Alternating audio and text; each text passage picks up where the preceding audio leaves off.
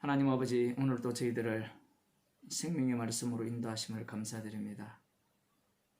말씀의 능력 안에서 주께서 저희들 가운데 베푸신 사랑을 알아가게 하시고 그 사랑을 마음껏 증거하는 증인으로 저희들을 만들어 주옵소서. 예수님의 이름으로 기도드리옵나이다. 아멘. 마태복음 6장 1절입니다. 사람에게 보이려고 그들 앞에서 너희의 의를 행치 않도록 주의하라. 그렇지 아니하면 하늘에 계신 너희 아버지께 상을 얻지 못하느니라. 1절 말씀과 연관된 내용이 그 2절에 보면 구제, 5절에는 기도, 그 다음 16절에 금식. 사람에게 보이려고 의를 행치 않도록 주의하라. 이렇게 말씀을 하셨습니다. 대충 보면 뭐 3가지 정도 이렇게 나와 있는데, 예수님의 말씀은 이방인인 우리들에게 오기 전에 먼저 예수님의 말씀을 듣고자 찾아온 그들에게 하신 말씀으로 우리가 볼 수 있어야 됩니다.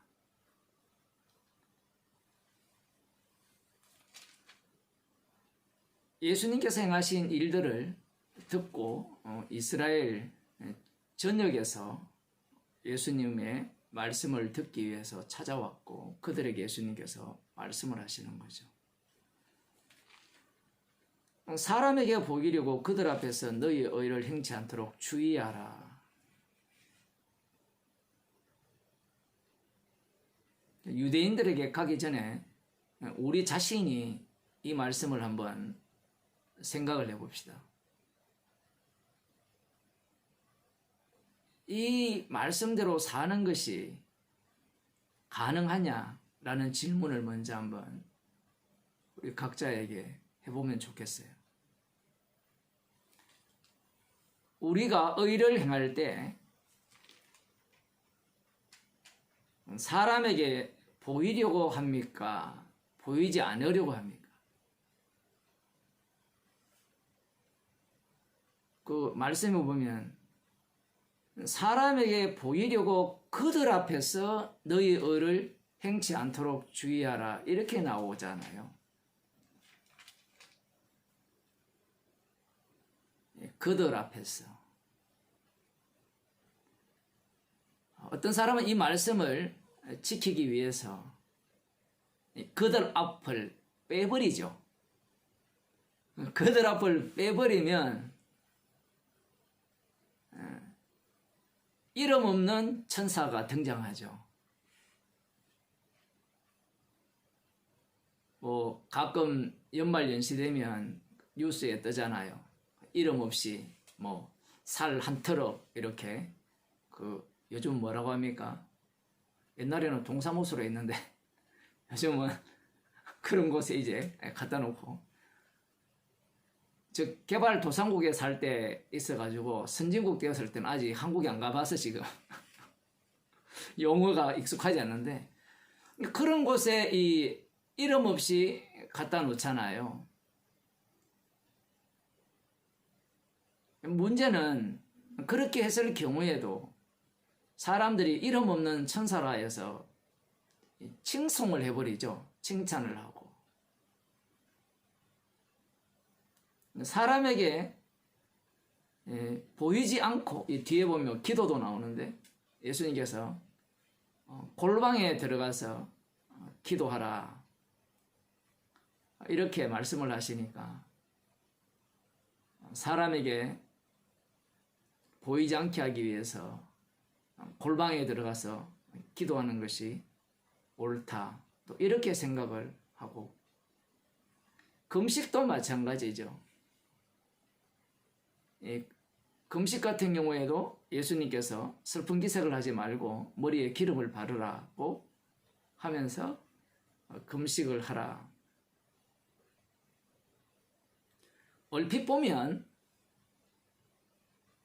사람이 얼마든지 행할 수 있는 그러한 말씀처럼 이렇게 보여지는데, 이 구제에 대해서 오른손이 하는 것을 왼손이 모르게 하라, 이러한 말씀으로 인하여서 그 가능성이 완전히 무너집니다.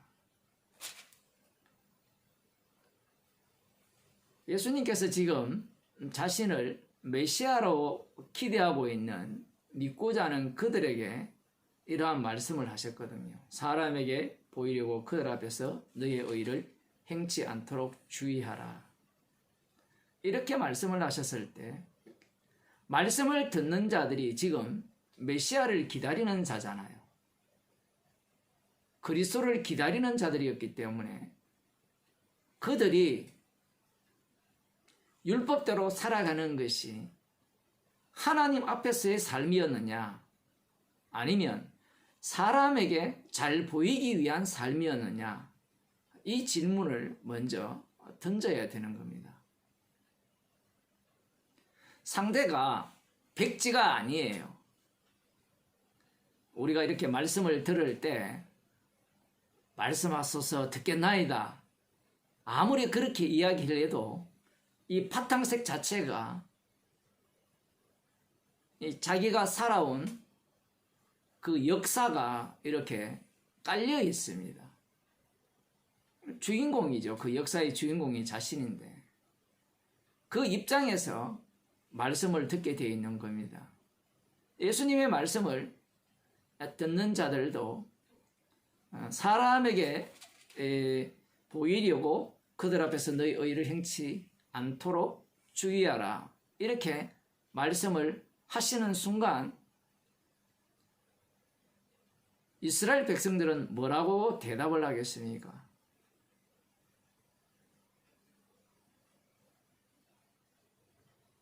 이들이 바벨론 포로에 잡혔다가 돌아와서 로마 제국의 압제하에 있잖아요. 그러면서 그들이 메시아 왕국을 소망하고 있습니다. 그러면 그들이 율법대로 살아가는 그 모습, 그 중에 하나가 구제인데, 기도도 마찬가지고 금식도 마찬가지고요. 이 구제를 할 때 사람에게 보이려고 했느냐, 이 질문을 먼저 해야 되는 겁니다. 우리는 마음이 성급하거든요. 예수님께서 이렇게 말씀하셨으니까 예수님의 말씀을 듣는 자들이 모두가 다 사람에게 보이려고 구제를 했다라고 먼저 단언을 하고 말씀을 읽게 되죠.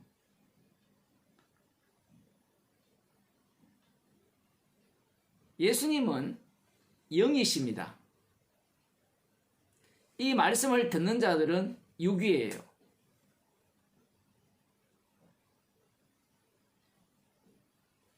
예수님의 말씀을 듣는 자들은 육에 속하여서 율법에 속한 자들이죠. 구약 율법에 가난한 자를 돌아보라, 구자라는 말씀이 그냥 해도 되고 말아도 되고 차원이 아니라 너희를 애굽 땅 종되었던 곳에서 인도하여 내신 하나님께서 너희도 당시에 나그네였고 일종의 거지였다라는 겁니다. 그래서 너희들 가운데 가난한 자가 있다면 구제하라고 이렇게 여호와 하나님께서 말씀을 하셨습니다. 출애굽기 22장 25절을 한번 보겠습니다.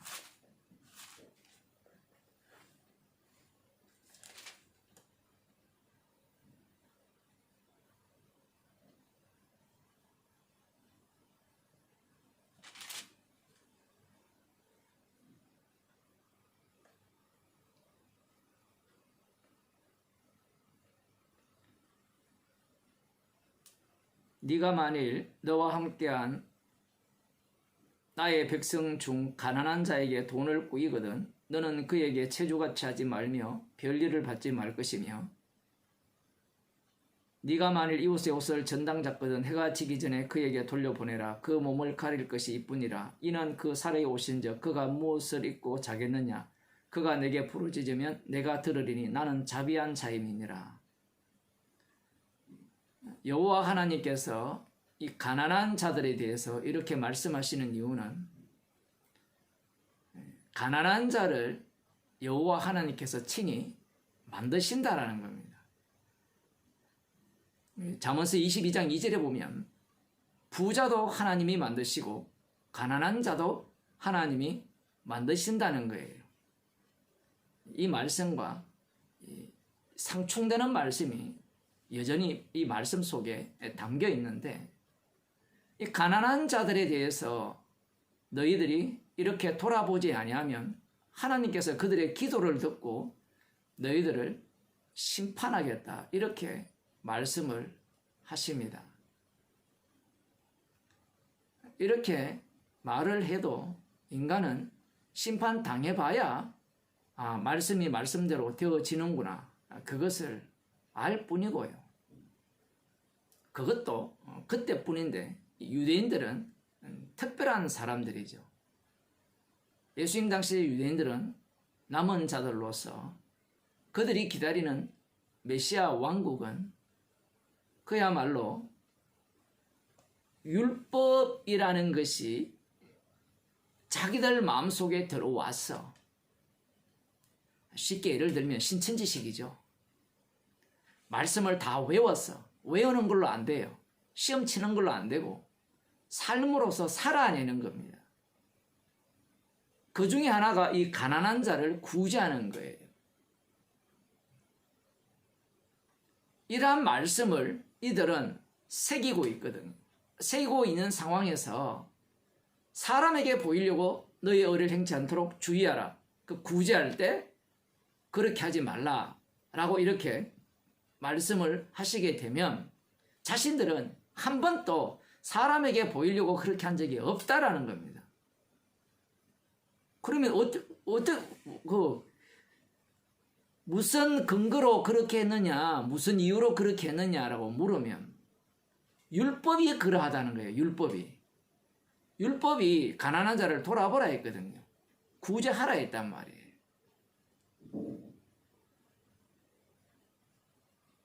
그러하기 때문에 이들은 지금 율법대로 구제하고 있는 거예요. 여기에 대해 예수님께서 사람에게 보이려고 그들 앞에서 너의 의를 행치 않도록 주의하라 라고 말씀을 하시는 순간 우리는 사람에게 보이려고 우리의 의를 구제를 행하는 것이 아닙니다 라고 1초의 망설임도 없이 대답하게 되어 있어요. 이들이.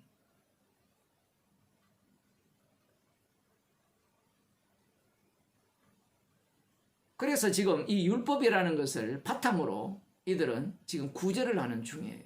성경 하나 더 보겠습니다. 신명기 15장 4절이거든요.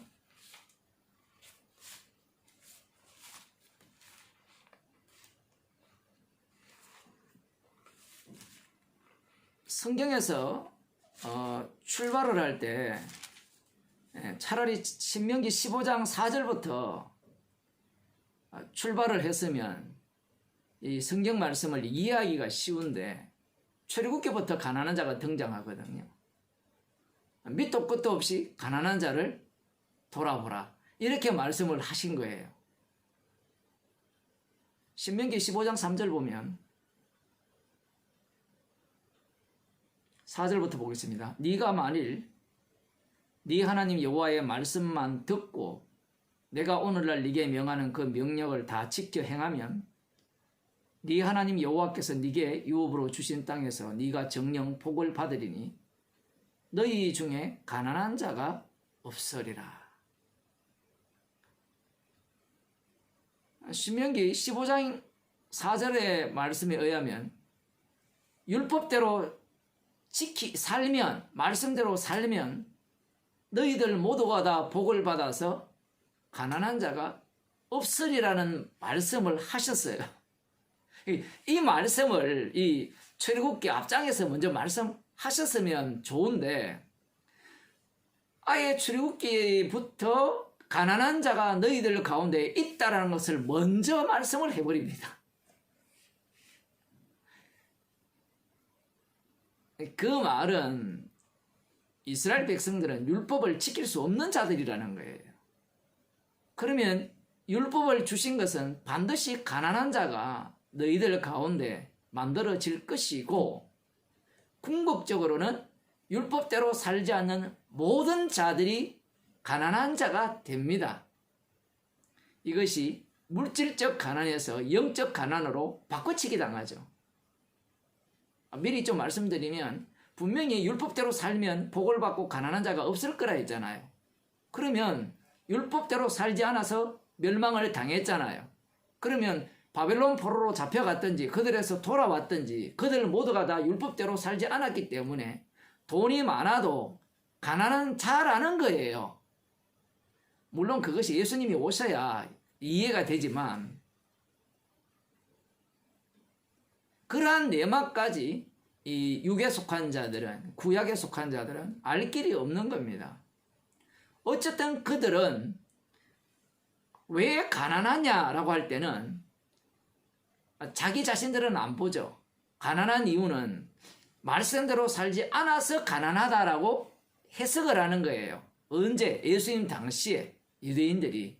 그러면 그 속에서 부자들은 어떻게 부자가 되었느냐라고 물으면 부자의 종류가 두 가지거든요. 구약에 보더라도 이방 나라도 부자가 있어요. 그런데 약속의 땅에도 부자가 있고 가난한 자가 있어요. 이것을 구별해서 봐야 됩니다. 그래서 약속의 땅에서 하나님의 언약의 백성으로서의 부자는 율법대로 순종했기 때문에 부자고 가난한 자는 율법대로 살지 않았기 때문에 가난하다라는 것이 율법적 해석이죠.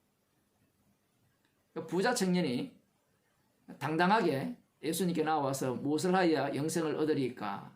내가 무엇이 아직도 부족합니까? 라는 그러한 말을 하는 그 바탕이 이러한 어떤 율법이 깔려있기 때문에 그런 겁니다. 그래서 지금 이 하나님께서 율법대로 살면 가난한 자가 없고 모두가 다 복을 받을 것이라는 이 말씀을 이 출애굽기부터 먼저 하시지 않고 뒤에서 하시거든요. 우리는 순서대로 얘기해서 차근차근 얘기해서 알아듣게 해서 이렇게 말씀을 들려주시면 좋을 것 같지만 육에 속한 자들은 순서를 어떻게 하느냐에 따라서 해도 못 알아듣는 것은 마찬가지입니다. 하나님께서는 처음부터 이스라엘 백성 가운데 유월절 어린 양의 피 공로만을 돋보이도록 이스라엘을 만드셨고 그들을 광야길로 인도하셨고 약속의 땅으로 인도하신 거예요. 그런데 이 말씀을 신명기 이 15장에 나오는 이 말씀을 알게 되는 순간 가난한 자에 대해서 평가를 하겠죠. 왜 가난하나? 왜 가난하냐? 오늘날 교회도 그렇게 평가하잖아요. 다락방 다니실 때 그런 평가를 많이 들으셨죠. 왜 가난하냐? 그 이유는 네 죄가 있든지 회개 안 했든지 구하지 않았든지 5만 가지 조건을 다 끌어와가지고 가난하다라고 이야기를 하거든요. 그렇게 한다는 자체가 육에 속한 자의 증거입니다. 유대인들이 딱 그 수준에서 가난한 자를 보는 거거든요. 말씀 들어보면 그게 맞죠. 왜 가난하냐? 요한복음 9장에 보면 날 때부터 소경된 자, 그 병자들이 있잖아요. 장애인들. 왜 아프냐? 자기 죄 때문이냐? 타인의 죄 때문이냐? 부모의 죄 때문이냐? 어둠에 속한 자들은 이 세상 전체가 어둠이라는 걸 인정하지 않아요. 그 어둠 속에서 나는 빛이고 쟤는 어둠이고 나는 의인이고 쟤는 죄인이고 이렇게 나누어요. 그게 어둠에 속한 자들의 특징입니다. 빛이 와버리면 모두가 다 어둠이죠. 모두가 다 죄인입니다. 제자들이 그걸 모르는 거죠. 빛을 옆에 계신데도 자기가 어둠임을 몰라요. 자기가 지금 죄인이고 자기가 지금 저주받은 상황임을 전혀 눈치를 못 채고 날 때부터 소경된 자를 보면서 저 사람은 죄인이다. 그래서 하나님으로부터 벌받았다. 이런 생각을 갖는 겁니다. 이 가난한 자에 대해서도 마찬가지죠.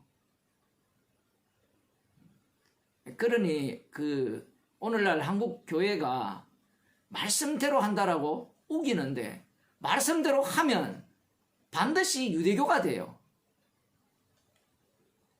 희한하죠. 왜 유대교가 되냐 물으신다면 유대교가 말씀대로 했거든요.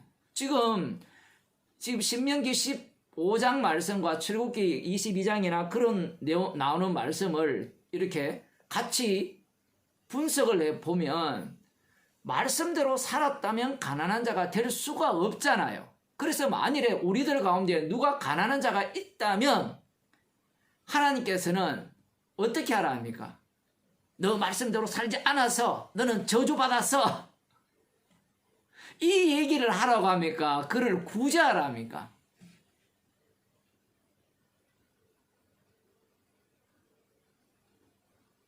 이러한 어떤 말씀이 참 신기하잖아요.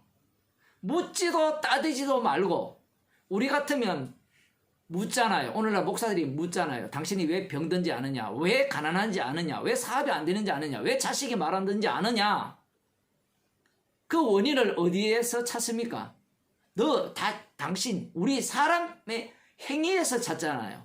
이 말씀에 의하면 마치 우리가 율법대로 살지 않아서 가난해졌다라는 생각을 할 수밖에 없도록 말씀을 주셨잖아요.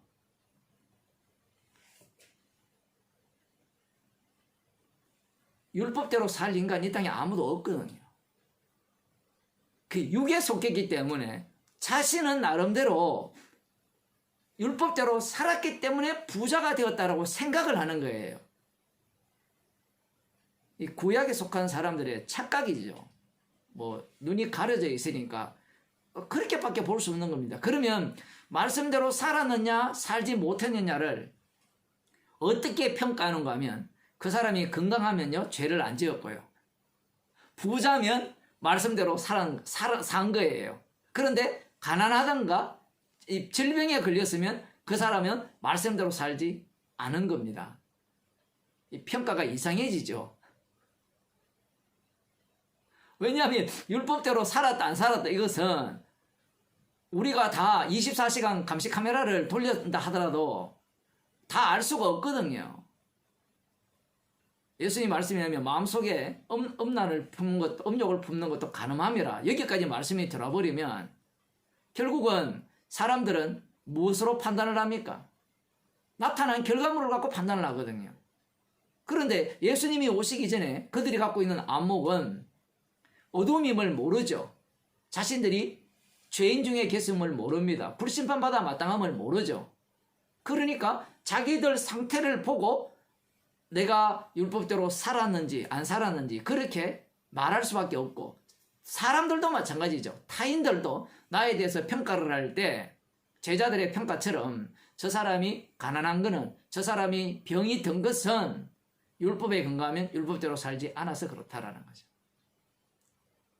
그러한 어떤 죄를 끄집어내기 위해서 율법을 주셨는데 어느 누가 거기까지 도달할 수 있겠습니까?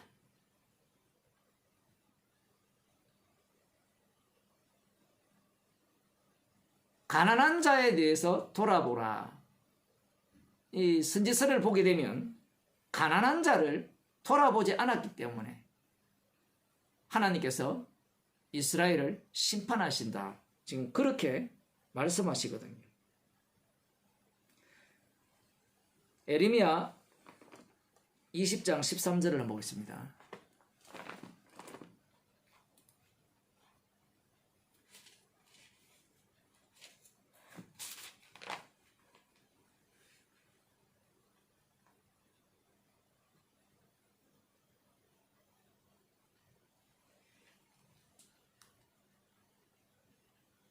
여기에 보면 여호와께 노래하라 너희는 여호와를 찬양하라 가난한 자의 생명을 행악자의 손에서 구원하셨습니다. 이 가난한 자를 누가 공격하느냐라고 할 때는 그 이스라엘의 제사장이나 선지자들이 그들을 돌아보지 않고 그들을 공격하거든요.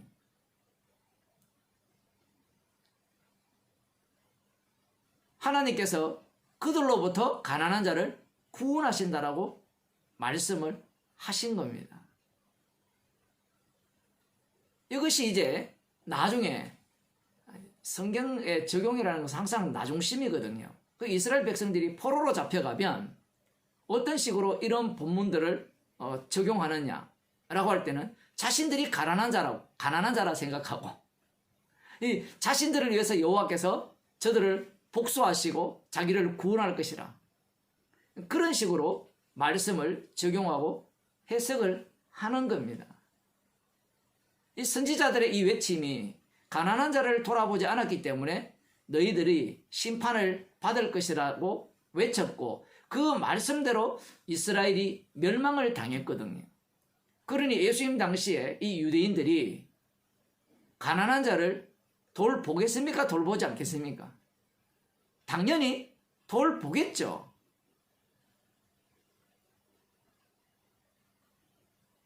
그러면 예수님께서 너희 의를 사람에게 보이려고 그들 앞에서 하지 말라 이렇게 예수님께서 말씀을 하셨을 때 우리는 사람에게 보이려고 지금 구제하는 것이 아닙니다라고 이야기를 합니다. 그런데 예수님께서는 일방적으로 어떤 선언을 하시는 것이냐라고 할 때는 너희들이 하는 모든 이 행위는 사람에게 보이려고 그들 앞에서 너희 의를 행하는 행위라는 거예요.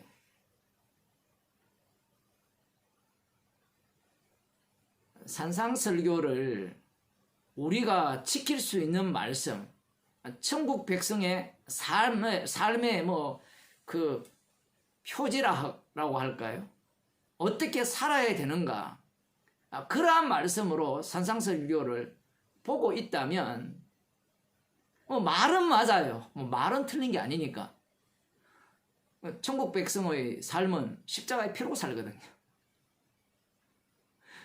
예수님은 지금 십자가를 전가하고 있고 자기를 전가하고 있는데 지금 사람들은 예수님의 행위에 관심이 없고 내가 무엇을 행하느냐에 관심을 두고 있거든요. 지금 이 산상설교 자체가 상대가 자신들의 행함을 가득 채운 자들이에요. 오죽하면 전국에서 예수님을 만나기 위해서 찾아왔겠습니까? 할 일이 없어서 그런 게 아니죠. 그들이 수백 년 동안 기다리던 그 메시아가 오셨다라고 생각하기 때문에 온 겁니다. 그러면 메시아를 맞이하려면 그들의 삶이 율법대로 사는 삶이어야 되고 사도 바울의 말처럼 율법의 의로는 흠이 없는 자의 삶이어야 되고 그 삶은 하나님 앞에서 코람데오죠. 하나님 앞에서 하나님의 율법에 순종하는 삶이어야 된다는 겁니다. 다른 사람이 나에 대해서 어떻게 평가하는가 그것은 중요하지 않죠. 그러한 그들에게 사람에게 보이려고 너의 사람 앞에서 너의 일을 행치 않도록 주의하라 이렇게 말씀을 하신 겁니다.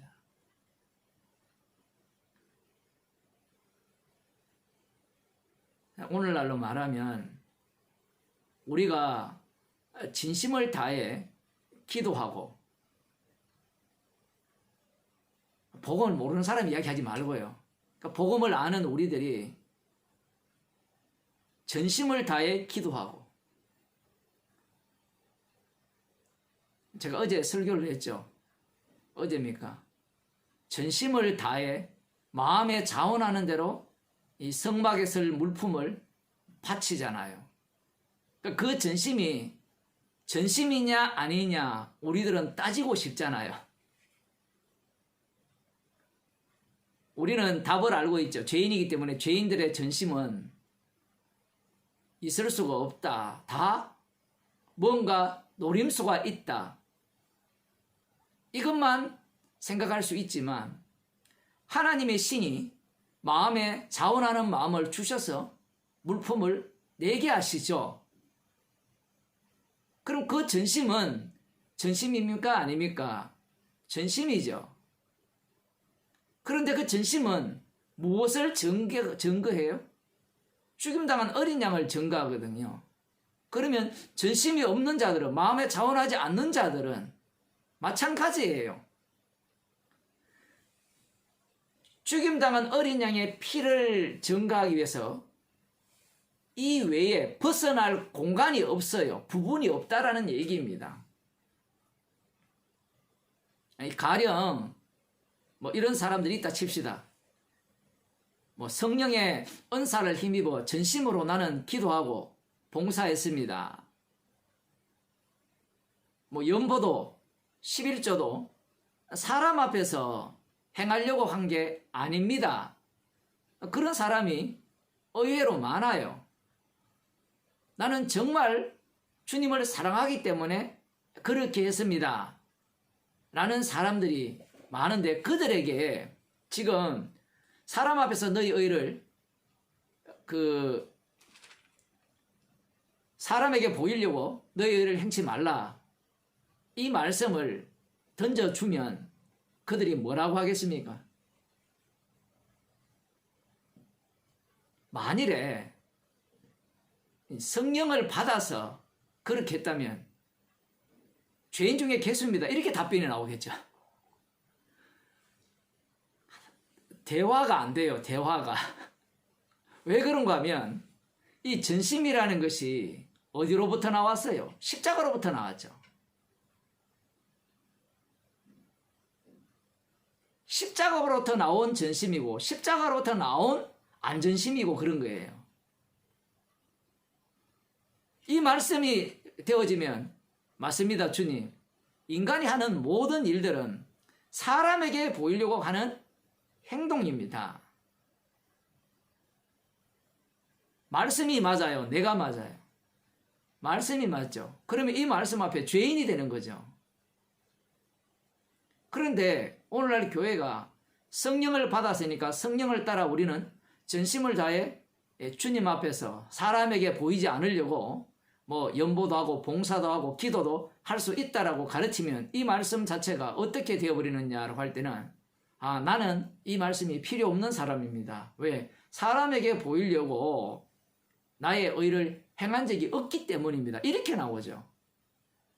그러면 예수님의 죽으심이 필요 없어집니다.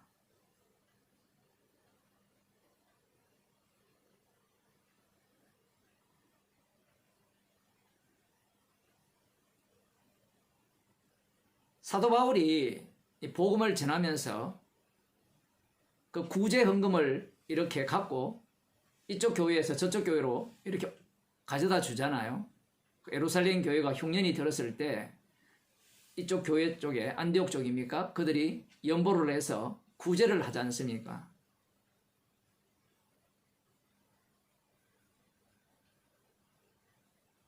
그렇게 했을 때 이 마태복음 6장 1절에 나오는 사람에게 보이려고 너희 의를 행치 않도록 주의하라.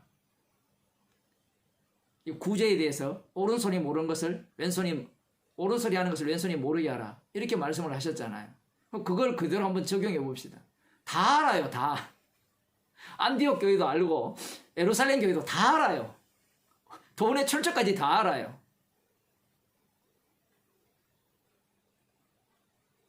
우리는 이렇게 이야기하고 싶잖아요. 주께서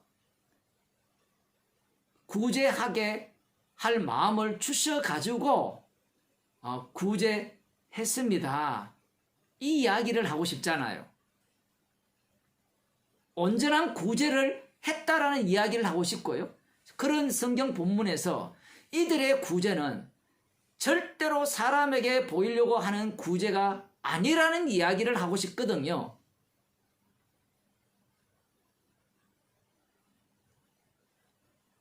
그래서 그 다음 이야기 봅시다. 그래서 그 얘기를 해서 무엇을 노리고 있느냐는 겁니다. 무엇을.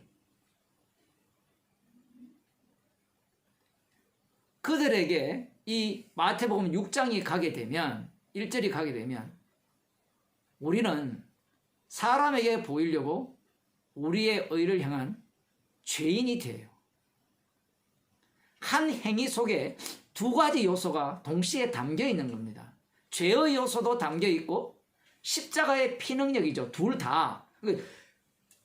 죄인으로 드러나게 하는 것도 십자가의 피능력이고 그 피능력이 그들을 통해서 구제하게 한 것. 어떻게 하든 나오는 것은 십자가의 피밖에 없는 거예요.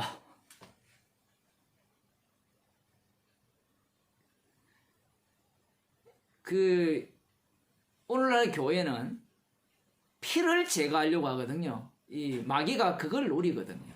그래서 말씀대로라는 것을 굉장히 강조하죠. 그래서 구절을 할 때 정말 오른손이 하는 것을 왼손이 모르게 하는 그러한 어떤 구절을 해야 된다라고 가르치잖아요.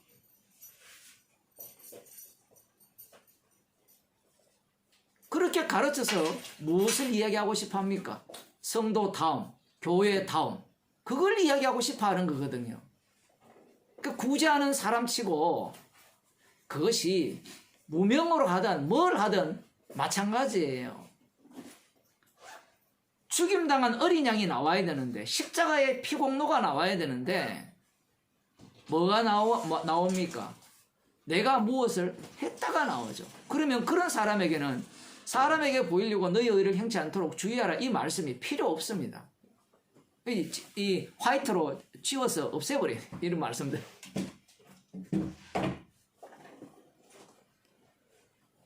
아마 이런 설교를 들으면 대부분의 사람들이 답답해하죠. 아이고 십자가가 도대체 뭐 그거 하나 갖고 모든 성경을 다 집어넣는다는 게 그게 너무한 이야기가 아니냐. 그들은 자신들이 신이기 때문에 좀 더 세상을 넓게 보고자 하죠. 다양하게 보고자 하고 어떻게 이 세상의 모든 일들을 십자가의 피 하나로 다 끌어모을 수가 있느냐. 그런 식의 생각을 갖는 겁니다. 그래서 산상설교를 볼 때 십자가 중심으로 보지 않고 자기가 꿈꾸는 교회상을 만들어 놓고 교회는 이러해야 된다라고 이 말씀을 통하여서 막 만들어내는 거예요. 그래서 교회가 우리가 구제할 때도요 이름 없이 합시다. 좀 이렇게 말씀대로 하고자 하는 사람들 그런 사람 많잖아요. 큰 교회는 이름을 내잖아요. 요즘은 그런 게 있는지 모르지만 옛날에는 불우이에 돕게 하면요 그 텔레비전에 뉴스 끝에 보면 어느 교회 뭐 얼마 담임 목사 이름까지 다 내잖아요. 그런 놈들은 나쁜 놈들이고 우리는 그들과 다르게 이름 없이 내자.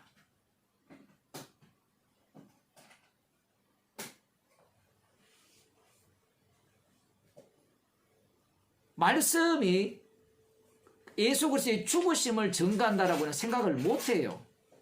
못하기 때문에 계속해서 이런 말씀 자체를 자기가 꿈꾸는 천국의 모습 그러한 것들을 생각하면서 말씀을 읽고 이렇게 해석을 하면서 적용해 내려고 하는 거예요. 그렇지 아니하면 하늘에 계신 너희 아버지께 상을 얻지 못하느니라 이렇게 말씀을 하시니까 상을 얻는 비법 하늘에 계신 하나님으로부터 상을 얻는 비법 사람에게 보이려고 의를 행치 않으면 하나님으로부터 상을 얻는다. 이 논리가 누구의 논리입니까? 유대인의 논리죠. 메시아가 오시게 되면 그 메시아 왕국에 어떻게 들어가느냐라고 할 때는 율법대로 산자가 들어가죠. 상을 어떻게 얻어요? 자신들이 율법에 순종함으로 얻죠. 그저 얻는 상은 없어요. 그들에게. 구약을 보게 되면 여호와 하나님께서 홀로 전쟁하셔서 그들은 전리품을 왕창 챙겼다라고 표현을 해야 될지 모르지만 그 자체가 전리품이 되었죠. 출애굽 자체만 보더라도 여호와 하나님께서 홀로 전쟁하셨잖아요. 홀로 바로와 싸워서 승리하셔서 이스라엘 자체를 전리품으로 다 갖고 나오신 거잖아요. 그런데 율법을 주니까 율법을 갖고 그들은 조건이 되어서 그 조건을 따르면 축복을 주시고 조건대로 살지 아니하면 저주가 주어진다라는 그러한 인식이 그들 속에 고착이 됩니다. 그것은 선악과를 따먹기 때문에 그래요. 그래서 선악과의 그 악마성을 드러내기 위해서 이스라엘 백성들에게 율법을 주신 거예요. 그러니 예수님의 이 말씀 자체도 분명히 십자가를 전가하는 말씀인데, 그렇지 아니하면 하늘에 계신 너희 아버지께 상을 얻지 못하리라 이렇게 말씀을 하시니까 어떻게 하면 상을 얻죠? 인간으로부터는 상을 얻을 방법이 없습니다. 그러니까 산상수훈교 자체가 너희들이 무엇을 하더라도 상을 얻을 방법이 없다라는 것을 말씀하거든요. 그것도 주님께서 성령을 주셔야 그렇게 이해를 하지, 성령 받지 못하면 무언가를 해서 상을 얻는다고 생각하죠. 제자들이 이 말씀을 들었잖아요. 베드로가 뭐라 합니까? 우리가 모든 것을 버리고 주를 쫓았으니까 우리가 뭘 얻겠습니까? 천국을 거래관계로 보는 거예요. 거래관계. 그게 선악구조거든요. 내가 원인이 되어서 결과를 하나님이 제공해야 된다는 겁니다. 예수님의 말씀이 꼭 그렇게 들리잖아요. 왜 그렇게 들리냐 할 때는 예수님은 영이시잖아요. 영의 말씀인데 듣는 자들은 육으로 들어버리죠. 육으로 들어버리니까 예수님의 말씀이 조건절로 들리는 겁니다. 하나님에 계신 아버지로부터 상을 받으려면 사람에게 보이려고 의를 행하면 안 된다 이래가는 거예요. 그런데 이것이 예수님의 자기소개라면 어떻게 되죠? 예수님은 사람에게 보이려고 이 땅에 오셨어요. 사람의 증거를 필요치 않죠. 이 세상은 사람들이 증거를 내가지고 야, 저 사람이 메시아가 맞아, 하나님의 아들이 맞아, 그러면 맞아 그래서 대통령 뽑잖아요.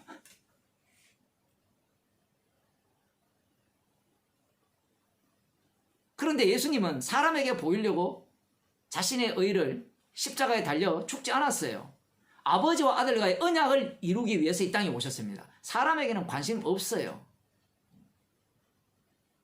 오히려 사람들이 자기 자신을 왕으로 세우려고 할 때 피해버리죠.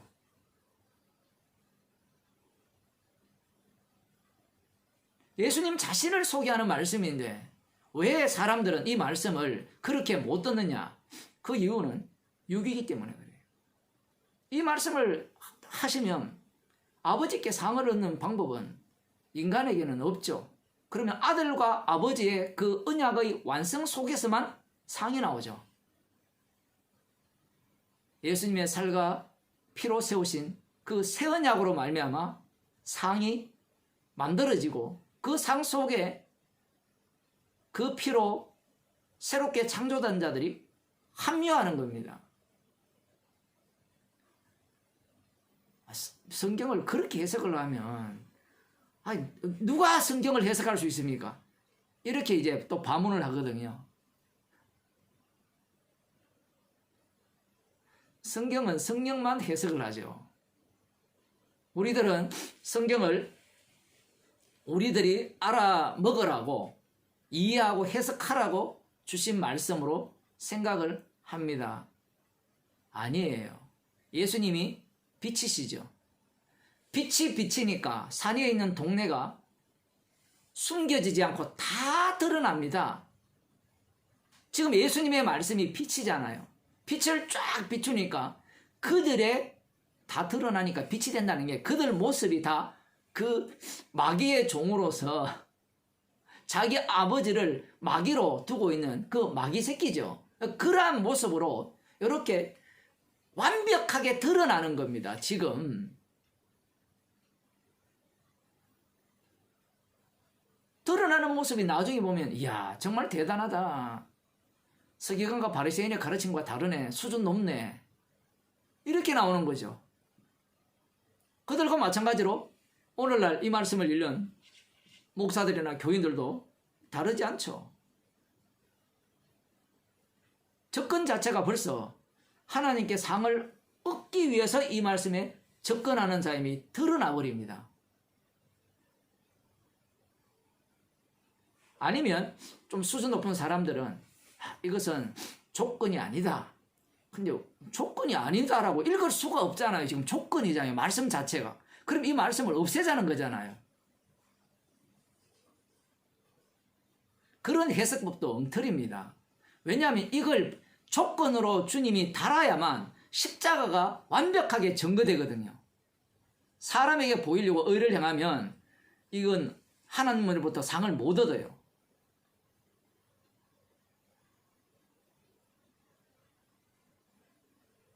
그러면 이 말씀에 의하면 십자가와 반대쪽에 인간이 다 있잖아요. 그럼 인간들이 하는 모든 일들은 사람에게 보이려고 사람 앞에서 의를 행한다가 되는 거예요. 그러면 이 말씀 앞에 모든 인간들은 죄인이죠. 죄인들은 상을 못 얻어요. 다 지옥뿐입니다.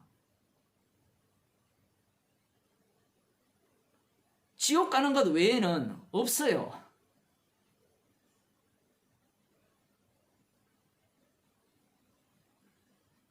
지옥 갈 자들을 어떻게 구원을 하시는가?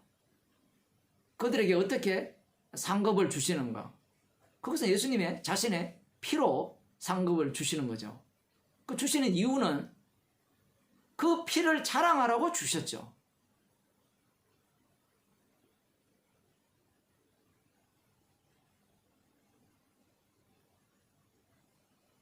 그러므로 구제할 때에 외식하는 자가 사람에게 영광을 얻으려고 회당과 거리에서 하는 것 같이 너희 앞에 나팔을 불지 말라.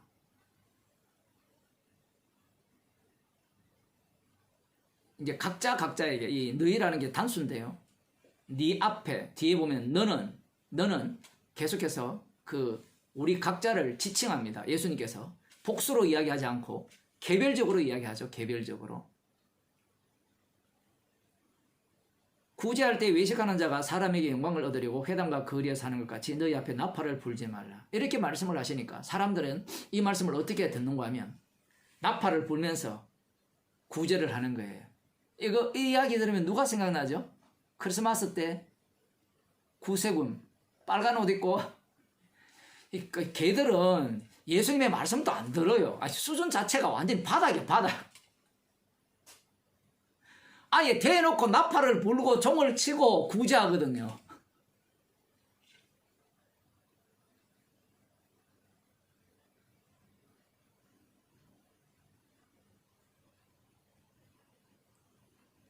그러니 모든 언론들이 누구에게 영광을 돌리죠?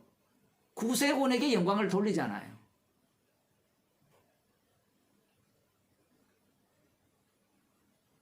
그러면 그러한 자들만 그러냐라는 겁니다.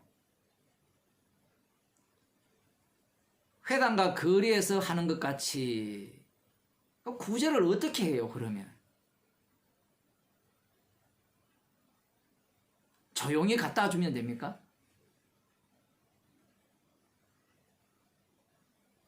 사도 바울이 구제 헌금을 할 때 조용히 갖다 줬어요. 아예 후대에 우리까지 다 알도록 2000년 그 속에 속한 사람들이 다 알도록 다 떠벌렸는데요. 왼손이 하는 일을 오른손이 하는 일 왼손이 모르게 해야 되는데 다 알게 했는데요.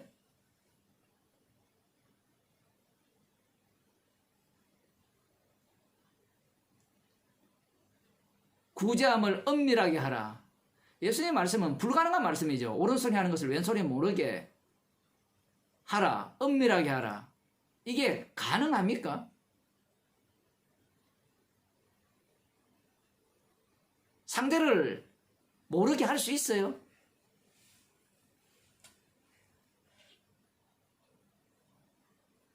이 둘 다가 빠지려면 엄밀한 구제가 되려면 두 쪽 다에서 나는 날아가고 내 속에 계신 주님만 일하심이 나와야 되겠죠. 그 남은 날아가고 하니까 또 오해를 하기를 나 없고가 아니고 나 있는데 나는 아니요를 들어가면서 주님이 하셨다라는 것이 나오겠죠. 그게 교회의 구제였어요.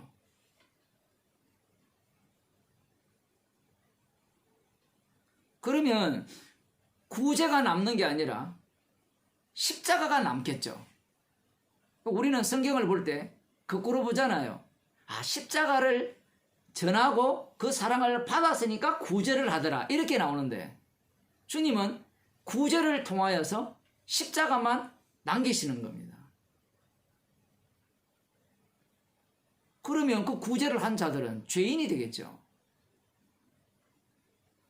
제가 바로 넘어가 버렸는데 인간들 자체가 하는 모든 일들은요, 사람에게 보이는 구제 외에는 없어요. 이런 말씀을 보면서 헌금을 할 때 사람에게 보이지 않으려고 헌금을 하는 사람들이 있거든요. 혹시 여러분들은 아니죠? 나는 내가 하는 헌금은 주님이 시켜서 했어요. 사람에게 보이려고 한 게 아니에요. 그 얘기를 왜 하고 싶어 합니까? 죄인이 되기 싫죠. 나는 이 정도로 순수하고 나는 이 정도로 사람에게 보이려는 그런 마음이 눈꼽만큼도 없이 주님이 시켜서 했다는 겁니다. 그런 사람들 특징이 나중에요. 자기를 몰라주면요. 왜 나를 몰라주느냐고 화를 낼 사람들이에요.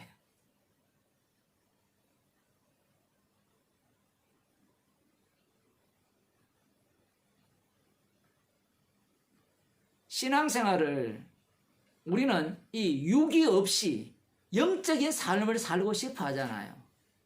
사람들이 소망하는 게 그런 거거든요. 그래서 기도원 가서 하얀 옷 입고 찬송가 부르면서 몇 날 며칠을 마치 신앙생활이라 우기고 싶어 하잖아요. 이 구제하는 건 이게 연보거든요. 쉽게 말하면 이 구제가 연보인데 오늘날로 말하면 이 구제 자체가 정말 오른손이 하는 것을 왼손이 모르게 할 수 있습니까? 죄인이 되면 감사만 나오는데 자꾸 뭔가를 하려고 하고 나는 뭐 연보한 것에 대해서 주님이 하게 하셨습니다. 말이 맞죠. 그 주님이 하게 하셨으니까 나 한 게 옳다라는 이야기를 자꾸 하고 싶은 거예요.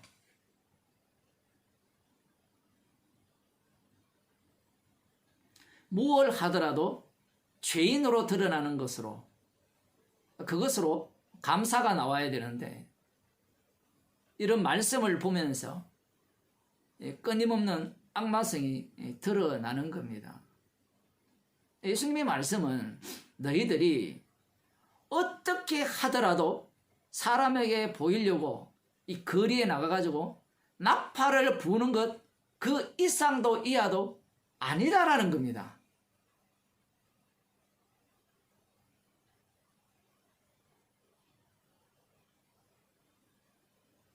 왜 그러냐? 인간이 하는 모든 일들을 누가 봐요? 시선이 두 가지 시선이 있죠. 하나의 시선은 타인이죠. 사람이 보잖아요. 또 하나의 시선은 주님의 시선이 있을 거 아니에요. 그런데 이 타인의 시선을 우리가 피할 수 있습니까?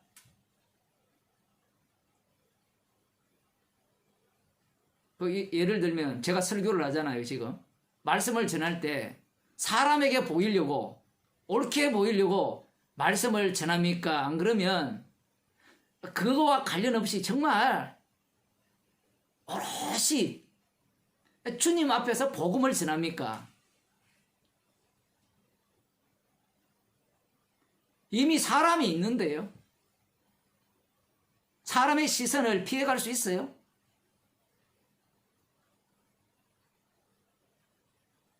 그리고 타인의 시선을 내 마음대로 조절할 수 있습니까? 뭐 어떤 사람은 그래서 타인이 지옥이라 이렇게 표현을 했는데 나는 그것도 지 혼자 망상이죠. 망상. 타인이 나를 이렇게 생각할 것이다 예상할 것이다 이렇게 망상을 하는데 거기를 벗어나서 이미 타인은 나에 대해서 이미 자기만의 시선을 갖고 있죠. 그 눈 자체가 없어진다면 타인에게 다른 사람에게 보이려고 하는 일이 아닐 수가 있는데 그 눈이 있는 이상은 모든 것이 사람에게 보이려고 하는 일 뿐이에요.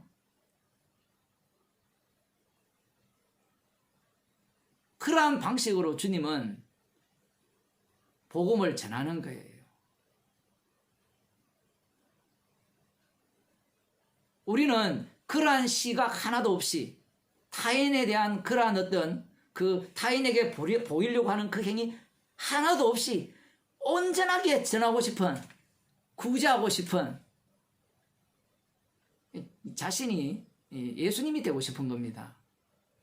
나 이 정도로 훌륭해. 나 이 정도로 괜찮아. 나 이 정도로 의로워. 나는 정말 은밀한 중에 보시는 그 주님만을 기억하면서 은밀하게 구제합니다. 거기에서 무슨 십자가가 나옵니까? 은밀한 중에 보시는 주님 앞에 제가 오른손이 하는 것을 왼손이 모르도록 구제를 했으니까 자랑하는 것이 십자가가 나올 수가 없는 거예요. 자기가 한 행위를 자랑할 수밖에 없는 겁니다.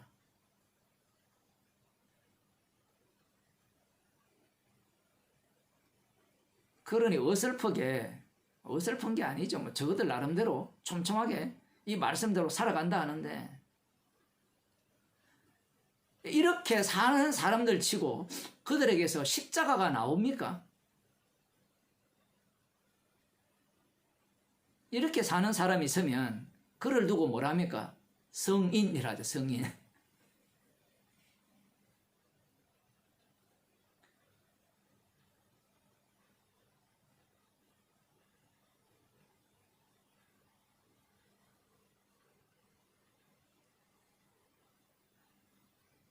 너희 앞에 나팔을 불지 말라. 진실로 너희에게 이르노니 저희는 자기 상을 이미 받았느니라.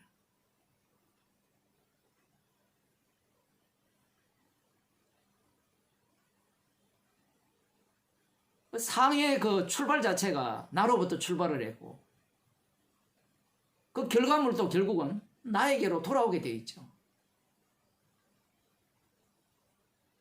하나님이 주시는 상은 십자가로부터 출발해요.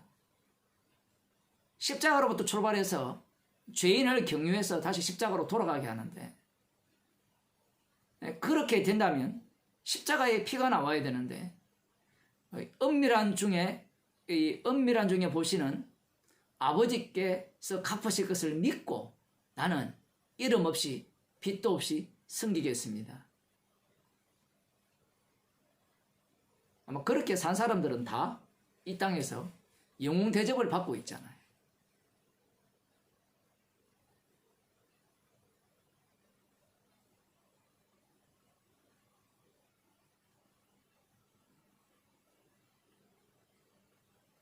그러니 예수님의 말씀을 영으로 듣는 것이 아니라 육으로 듣는 겁니다. 그런 식의 해석은 유대인들이 다 한 거예요. 지금 이 말씀을 듣는 유대인들이 어떻게 생각하겠습니까?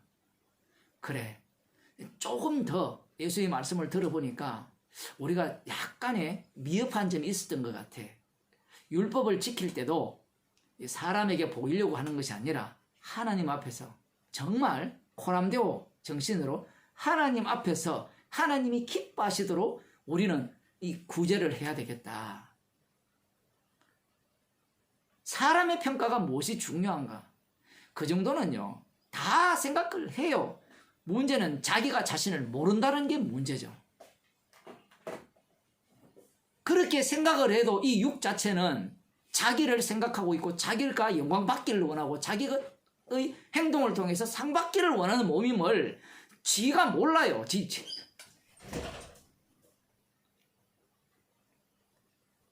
그건 언제 압니까? 성령이 오셔야 알아요.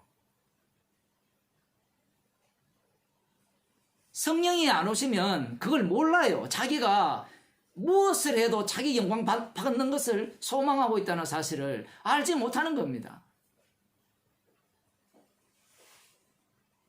사도 바울이 그렇게 복음을 전했지만 죄인 중에 괴수라고 하잖아요. 성령이 오셨기 때문에 그는 항상 십자가가 밝히 보이거든요. 십자가가 밝히 보인다는 것은 그가 복음을 전하거나 복음을 위해 매를 맞거나 복음 때문에 굶주리거나 배부르거나 뭐 어떤 상황에 처하여도 십자가가 밝게 보인다는 거예요. 웬만한 사람들 같으면, 일반 사람들은 그 정도에 있으면 십자가가 밝게 보이지 않고 나 십자가의 능력을 힘입어서 주를 위해 봉사하고 희생하고 매도 맞고 굶주기라도 하고 배부르기도 했습니다. 이 얘기를 할 거 아니에요.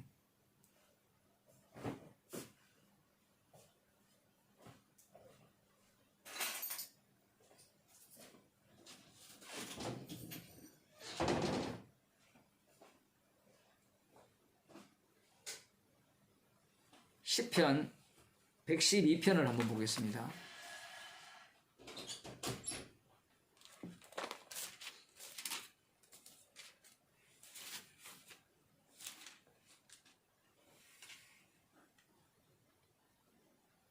할렐루야. 여호와를 경외하며 그 계명을 크게 즐거워하는 자는 복이 있도다. 그 후손이 땅에서 강성하며 정직자의 후대가 복이 있으리로다. 부요와 재물이 그 집에 있으며 그 의가 영원히 있으리로다. 그러니까 신명기 15장에 본 말씀이 고스란히 여기에 담겨 있습니다. 여호와를 경외하며 그 계명을 크게 즐거워하는 자는 부자가 된다라는 거죠. 3절 부요와 재물이 그 집에 있으며 그 의가 영원히 있으리로다. 그 율법대로 살았으니까 그 의가 영원히 있다라는 거예요. 사실은 이 지금 시편의 주인공은 예수님이거든요. 예수님으로 봐야 이 말씀이 이해가 되는데 그 부분이 이제 나중에 나옵니다. 봅시다. 정직한 자에게는 흑암 중에 빛이 일어나나니 그는 어질고 자비하고 의로운 자로다.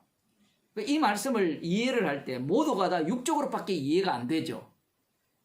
어질고 자비하고 이런 것들 다 이 율법의 바탕을 둔 해석밖에 안 나옵니다. 은혜를 베풀며 꾸이는 자는 잘 되나니 그 일을 공의로 하리로다. 나누어 주는 자는 잘 된다라는 거죠. 예수님께서 자기 목숨을 대속물로 내어 추억시켰기 때문에 주가 되신 거예요. 지금 그걸 소개하고 있는 거예요. 이걸 자신들에게 적용해버리면 예수님에게 찾아온 부자 청년처럼 되는 거예요.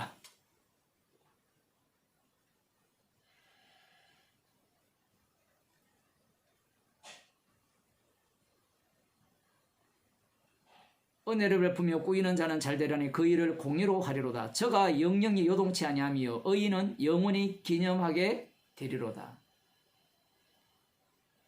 그는 흉한 소식을 두려워 아니함이며 여호와를 의뢰하고 그 마음을 굳게 정하였도다. 십자가 길로 가시는 거죠, 예수님은. 그런데 이걸 이 사람들은 정말 아무리 흉한 소식이 와도 두렵지 않습니다. 주님이 나를 보호하실 겁니다.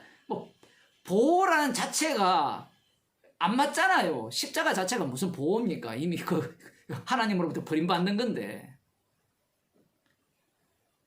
여호와를 의뢰하고 그 마음을 굳게 정하였도다. 그 마음이 견고하여 두려워 아니할 것이라. 그 대적의 받는 보응을 필경 보리로다. 대적은 반드시 심판을 받죠. 지옥을 가는 겁니다. 주님이 아버지께로 버림을 받아서 죽으시고 부활하셔서 주가 되셨죠. 그 주님이 이 마지막 그 원수들을 다 이 둘째 사망 가운데 멸하시잖아요. 저가 재물을 흩어 빈궁한 자에게 주었으니 그 의가 영원히 있고 그 뿔이 영화로이 들리리로다. 재물을 흩어 어떻게 빈궁한 자에게 준다는 겁니다. 그 율법에 의하면 가난한 자를 돌아보라 하잖아요. 신명기 14장과 그 다음 그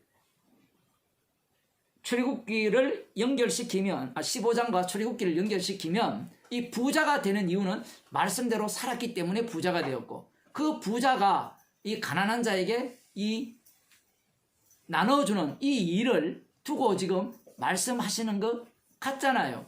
이렇게 나눠주니까 그 의가 영원히 있고 그 뿔이 영화로이 들리리로다. 그가 누구냐 할 때는 부자죠. 말씀대로 살아서 율법대로 살아서 부자가 된 그 의가 영원히 있고 그 뿔이 높임을 받는다라는 겁니다. 표현을 하면. 악인은 이를 보고 하나여 이를 갈면서 소멸하리니 악인의 소욕은 멸망하리로다. 이 말씀을 누가 담고 있느냐라고 할 때는 예수님 당시에 그 남은 자 유대인들이 이 말씀을 담고 있는 거예요. 이 말씀이 있기에 구제할까요, 안 할까요? 당연히 하죠. 우리들이야 별로 말씀에 관심이 없어서 안 하겠지만 유대인들은 소망하는 게 메시아 왕국에 들어가는 겁니다. 근데 메시아 왕국에 들어가더라도 어떤 자리로 들어가느냐가 중요하거든요. 그러면 이 시편 112편 말씀에 근거하면 자기가 부자가 되었잖아요. 그 부자 된 이유는 율법대로 살아서 되었고, 그러면 이걸로 끝나는 것이 아니라 가난한 자에게 나누어 줌으로 말미암아 내 의가 내 뿔이 영화롭게 들리고 내 의가 영원할 것이라는 그 확신 속에서 구제하는 겁니다. 그런데 이 구제를 두고 예수님이 사람에게 보이려고 하는 구제라는 겁니다.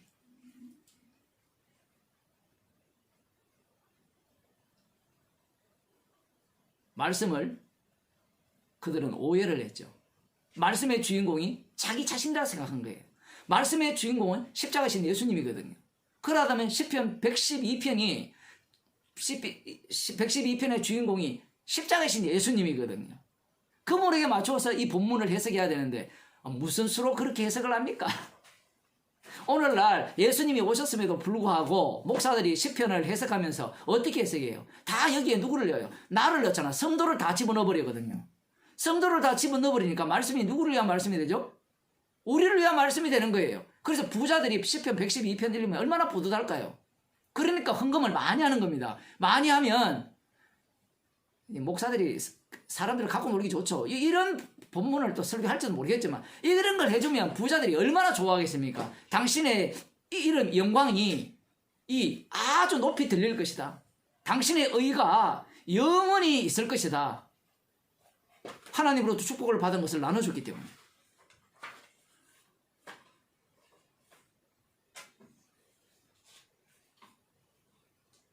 자기는 악인이 아니라는 거죠. 그런데 예수님이 오시니까 이 말씀의 주인공이 부자도 아니었고 뭐 율법의 의로는 흠이 없는 뭐 사울도 아니었고 사람들이 보기에 정말 고개를 돌릴 수밖에 없는 그 세상 죄를 지고 가는 하나님의 어린 양이 주인공이 되는 겁니다. 고린도후서 9장을 보겠습니다.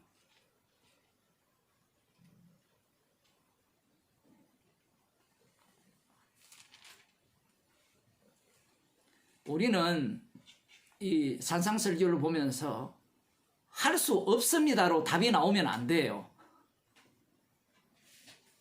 십자가가 밝히 보여야 됩니다. 9장에 보면 그 목사들은 좋아하고 성도들은 싫어하는 그런 내용이 나오죠. 성도를 섬기는 일에 대하여 내가 너희에게 쓸 필요가 없나니 이는 내가 너희의 원함을 알미라. 내가 너희를 위하여 마게도니아인들에게 아가야에게서는 1년 전부터 예비하였다 자랑하였는데 과연 너희 열심히 퍽 많은 사람들을 격동시켰느니라. 구제 헌금을 뭐 1년 전부터 준비하면서 서로 이 표현을 보면 막 경쟁하듯이 연보를 하는 겁니다. 표현을 하면. 그런데 이 형제들을 보낸 것은 이 일에 너희를 위한 우리의 자랑이 헛되지 않고 내 말한 것 같이 준비하게 하려 함이라. 형제들을 보내가지고 연보하는 것을 더 독려하는 겁니다. 되게 싫어하죠. 이 아름다운 교회다운 교회를 꿈꾸는 사람들은 이런 본문들이 굉장히 어색하고 거북하잖아요. 왜 그런가 하면 그들 눈에는 무엇이 보이기 때문에 십자가가 안 보이고 인간의 행위가 계속 보이거든요. 사도 바울이 마치 연보를 더 각출하기 위해서 형제들을 보낸 것 같잖아요. 그렇게 보냈어요.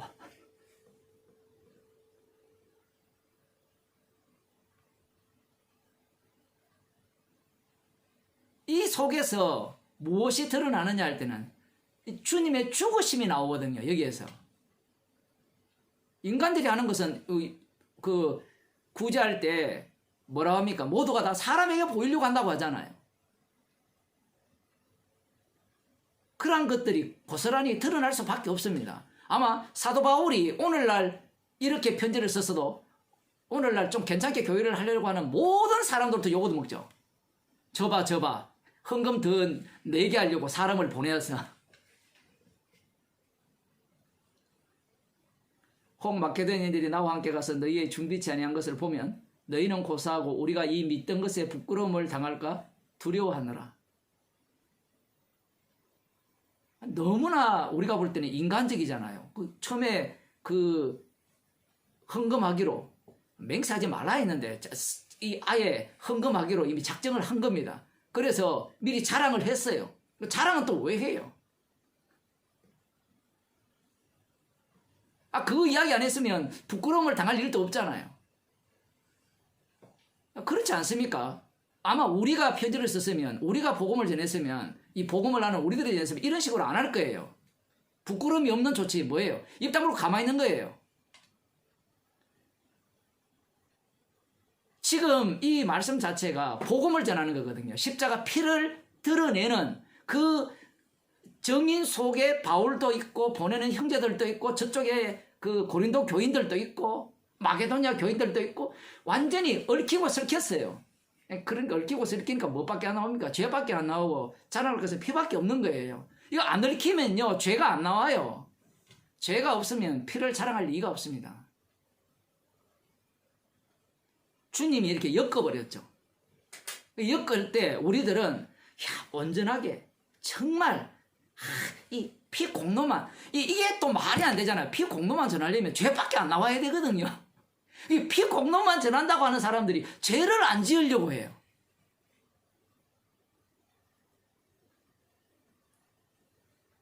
우리가 이 믿던 것에 부끄러움을 당하려 두려워하노라. 이러므로 내가 이 형제들을 먼저 너희에게 가서 너희의 전에 약속한 연보를 미리 준비케 하도록 권면하는 것이 필요한 줄 생각하였노니 이렇게 준비하여야 참 연보답고 억지가 아니니라.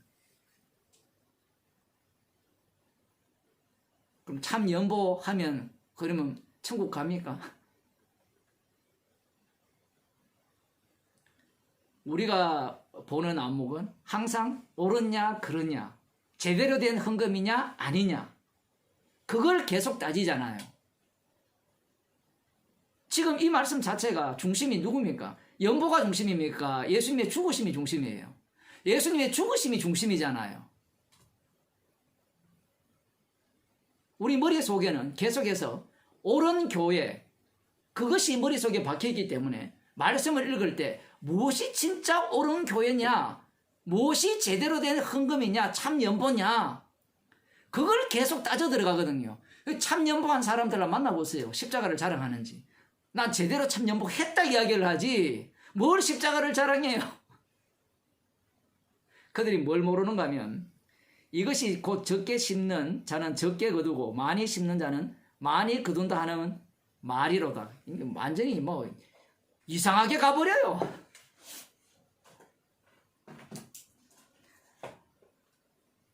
마치 이것이 인간의 논리에 의해서 적게 심는 자는 적게 거두고 많이 심는 자는 많이 거둔다. 이런 그러한 어떤 논리로 이 말씀이 들리는 것 같은데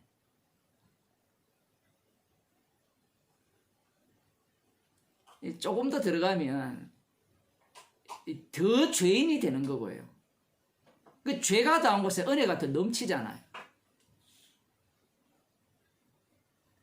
각각 그 마음에 정한 대로 할 것이요 인색함으로나 억지로 하지 말지니 하나님은 즐겨내는 자를 사랑하시느니라.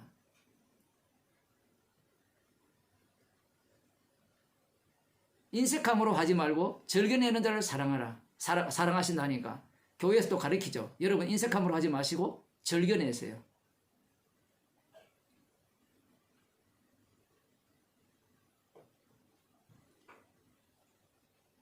이게 십자가를 전가하는 말씀으로 보지 않고 정답으로 보게 되면 우리는 인색함으로 하지 않아야 됩니다. 그 다음 즐겁게 냅니다. 그러면 뭘 자랑해요? 자기가 이 말씀대로 연보한 걸 자랑하겠죠.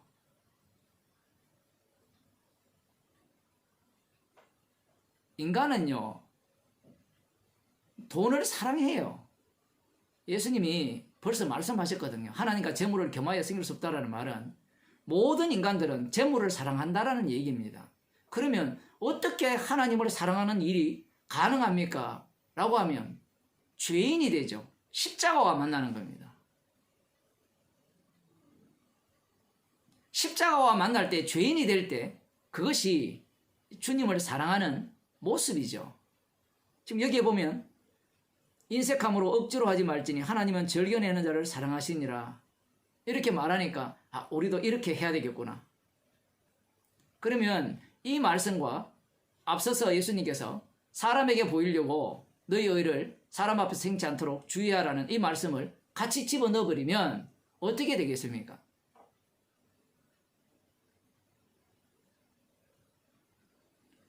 이 말씀을 받는 자들이 육에 속했다면 그래, 바울의 말대로 우리가 인색함으로 하지 맙시다. 정말 자원해서 합시다. 이래 들어가는데 영으로 받게 되면 죄인이 되죠. 우리 나밖에 몰라요.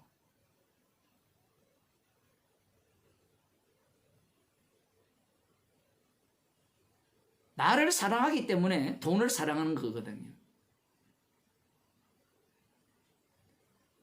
하나님이 능히 모든 은혜를 너희에게 넘치게 하시나니 이는 너희로 모든 일에 항상 모든 것이 넉넉하여 모든 착한 일을 넘치게 하려 하십니다. 그 원천이 어디에 나오는가 하면 은혜라는 표현을 쓰죠.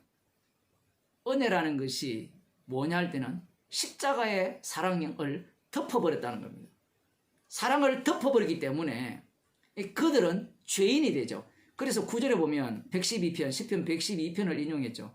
기록한 바 저가 더 가난한 자들에게 주었으니 그의 의가 영원토록 있느니라 함과 같으니라 이렇게 표현하고 있습니다. 그 시편 112편에 저가 더 가난한 자들에게 주었으니 그의 의가 영원토록 있더라. 저가 누구예요? 부자가 아니라 예수님이죠.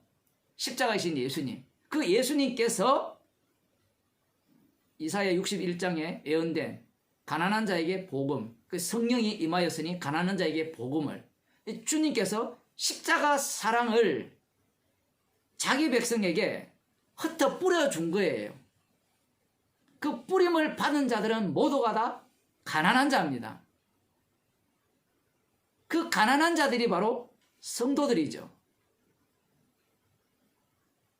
그러면 그 다음에 생각하는 것이 그러면 우리는 가난하니까 주님의 용서를 입었으니까 아무것도 안 해도 되겠네요. 그 용서에 대해서는 아무것도 할 필요가 없어요. 그럼 아무것도 안 하면 우리가 아무것도 안 하는 사람들이 아니잖아요. 이 육이 있는 한 무엇이든지 다 하게 되어 있거든요. 그런데 이 주님께서 헛헛 가난한 자들에게 주었다라는 이 피복음을 어떤 식으로 이 땅에서 드러내냐 할 때는 이 연보의 방식으로 드러내버려요. 그 구제라는 방식으로.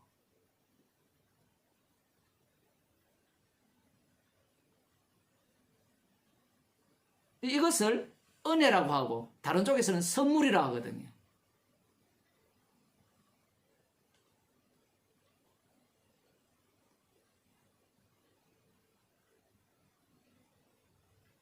심는 자에게 씨와 먹을 양식을 주시는 이가 너희 심을 것을 주사 풍성하게 하시고 너희 의의 열매를 더하게 하시리니 너희가 모든 일에 부요하여 너그럽게 연보를 하면 저희로 우리로 말미암아 하나님께 감사하게 하는 것이라. 이 출발점 자체가 주님의 죽으심입니다. 그 주님의 죽으심 자체가 우리 자체를 가난한 자로 이미 확정시켜 놓은 거고 이 가난한 자에게 복음을 주께서 주신 거죠. 십자가 사랑을 베풀어 주신 겁니다. 그 사랑을 어떤 식으로 드러내느냐라고 할 때는 이런 식이에요. 표현을 하자면.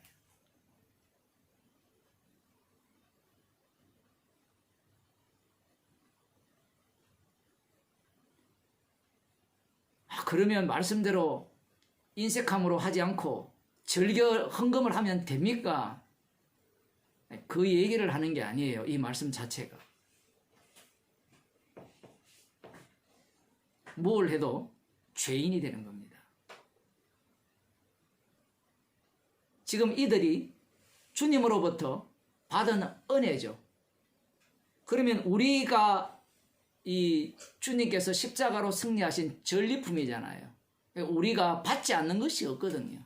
주님이 다 흩어서 부요케 하신 거예요. 그 부요케 하신 것들을 갖고 주님이 지금 역시 흩어버리는 겁니다. 나중에 보면 이 말씀에 근거하면 이렇게 연보하는 것도 내가 한 것이 아니라 주께서 흩으셨습니다. 이 십자가의 피능력입니다. 그 피를 증거하기 위해서 흩으셨고, 그걸로 마치는 것이 아니라, 끝나는 것이 아니라 그 흩음을 통하여서 나는 또 십자가 앞에서 죄인이 되는 거고,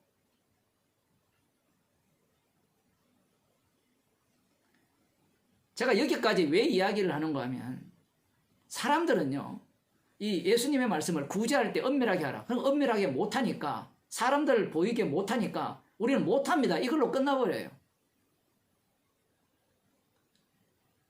그러면 끝나서 뭐합니까?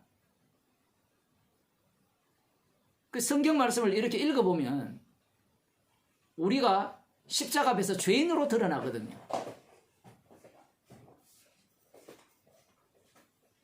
주님의 십자가의 능력이 우리를 끝까지 따라오는 거예요.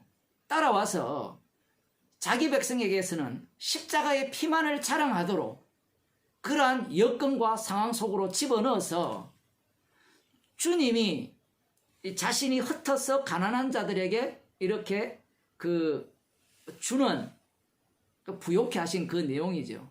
그 내용을 증가하는 증인으로 만드시는 겁니다.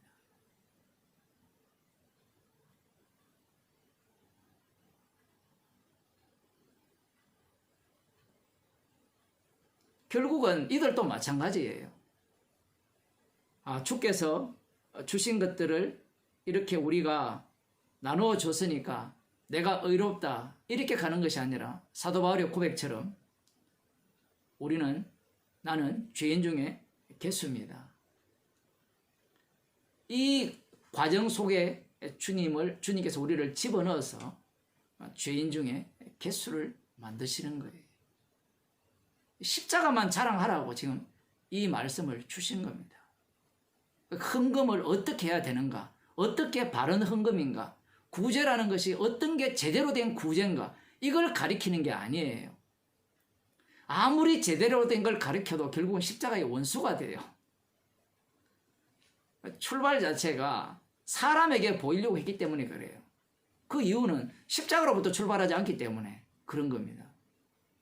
십자가로부터 출발하면 이러한 구제 자체가 십자가의 사랑의 깊이와 넓이와 높이를 알아가는 구제가 되지만, 십자가로부터 출발하지 아니하면 이 구제 자체가 자기 의를 세우는 구제가 되고 사람에게 영광받고자 하는 구제가 되는 거예요.